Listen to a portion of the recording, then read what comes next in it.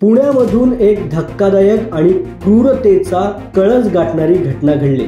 घरगुती वादामधून कोर्टात स्टेनो म्हणून काम करणाऱ्या पतीने कात्रीच्या सहाय्यानेच गळा कापत पत्नीचा रात्रीच्या सुमारास निर्घृणपणे खून केलाय।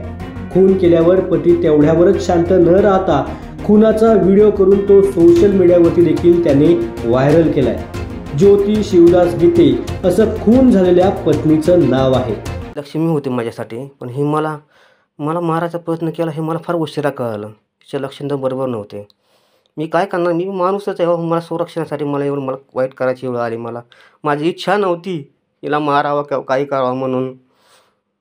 लक्ष्मी होती, एक जन्माला पोराला दिलं तिने, एक आई होण्याचं भाग्य हिच्या मग, आणि मला मारायचा प्रयत्न करते।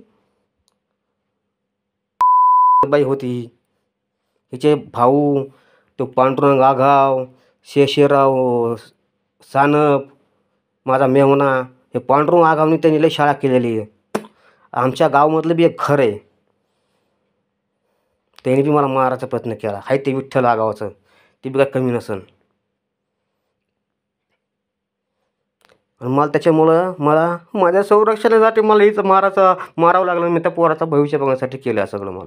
मला नाईलाज होता, माझ्याजवळ कोणतं पर्याय ठेवा म्हणता याने मला याने मारून टाकायचा प्रयत्न केला। हिने माणसंसुद्धा पेरलेली आहे तिथं पुण्यामध्ये, हिचे 100% पेरलेले आहेत इथंच आहेत। पुढे जाणार पोहून नाही का आता बत्तीन गुतून, ते तर सांगते ना काय खरं आहे ते। इथंच घरं माहिती कुठं जाते, साफसफाई करायला, भांडे घासायला जात होती ही। नियोजन कसं करायचं, काय करायचं प्लॅनसाठी चालू होते वाटतं यांची, म्हणून ही कामाला जात होती। हो, हे लेकराचं काय गुन्हा आहे हो? हे एवढंसं वाचू अहो, आईने जन्म दिला तर तिला बी मारायचा विचार केला असं नाही, काय ना करू शकत।